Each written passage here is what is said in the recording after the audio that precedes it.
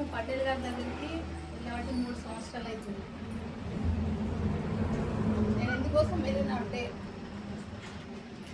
భర్తకు నాకు చాలా గొడవలు అవుతుండే. రోజు తిరుమల పిన్ని తీసుకెళ్ళింది, నా గొడవ చూడలేక రోడ్డు మీద పడి మస్తు కొడుతుండే.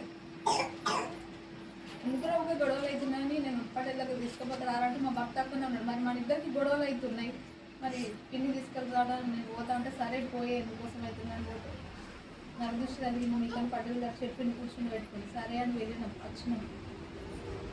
నాకు తొందరగా మంచి జరగాలి దేవుడు అనుకుంటుందంటే నీకు నెల రోజులలోనే జరుగుతుంది అని చెప్పింది. దేవుడు అన్నట్టు ఆయన వాక్యమేమో కానీ మా ఆయన తాకుంటూ తిరిగేది.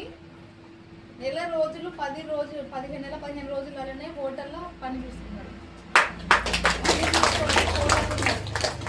రూపాయినా చేతికి ఇయ్యనోడు నెలకు 9,000 15,000 జీతం వస్తే 10,000 నాకు పంపిస్తుండే. ఆయన ఖర్చులకు 5,000 ఉంచుకుంటుండే. సరే అని నేను సైలెంట్గా నక్కదమ్మా. అట్లా జరిగింది, మంచి జరిగింది నాకు అక్కడికి వెళ్ళిన తర్వాత. మళ్ళీ ఎవరి కన్ను పడ్డదో ఏమో తెలియదు కానీ భార్య భర్తలు కొట్టుకునేటోళ్ళు తిట్టుకునేటోళ్ళు. ఏంది ఇంత మంచిగా పోయేదేంటి, ఈయన హాస్టల్ ఇక్కడ ఉండేదేంటి, హోటల్లో పని చేసుకునేదేంటి, ఎవరి కళ్ళు పడ్డాయో కానీ మా ఆయనకి యాక్సిడెంట్ అయింది. మస్తు ఏడ్చిన. పటేళ్ళకి ఇట్లా జరిగిందంటే మళ్ళీ నీకు నరదృష్టి కలిగిందమ్మా, నువ్వు మీ ఆయన మంచిగా బతికేటట్లేడు అని. పటేళ్ళ మీరు అట్లా అడగకునండి. రాత్రి ఫోన్ చేసిన నేను చేస్తే నీకు ఎందుకమ్మా నేను చూసుకుంటాను మస్తు ధైర్యం చెప్పిండు. చనిపోయేటోడి పక్క పక్కలు ఎన్నున్నాయి అన్నీ ఇరిగినాయి. తలలో బెబ్బులాట అయింది, చెయ్యి ఇవన్నీ. బతకడం అనుకున్న హాస్పిటల్ మీరు ఇంటికి వెళ్ళరు చెప్పిండు.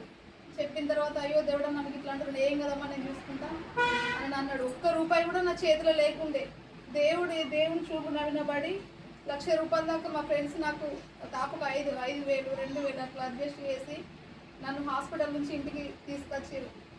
సరే దేవుడు ఆమెను మొక్కుకున్నా. నాకు ఎప్పుడు గొడవలు అవుతుండే కానీ నేను ఆయనను ఒక్క మాట అనకపోయేదాన్ని. ఇప్పుడు నేను బెదిరితే ఆయన అక్కడ ఒక్క కాడు ఉంటుండే. దేవుని కృప నాకు ఎప్పటికైనా ఉండాలి. కానీ నా వాస్తవానికి ఏమో కానీ నేను మా మరదలకి చెప్పిన, ఆమెకు పెళ్ళై విడాకులు అయింది. పటేల్ దగ్గరికి వెళ్ళిరాడు, ఇట్లా వెళ్ళండి నీకు పెళ్ళి అవుతుందని చెప్తే పటేల్ గారు నెల రోజులకి వస్తుంది నీకు సంబంధం అంటే కరెక్ట్ అదే రోజు లక్షపేట నుండి సంబంధం వచ్చింది. 15 రోజులనే పెళ్ళైంది ఆమెకి.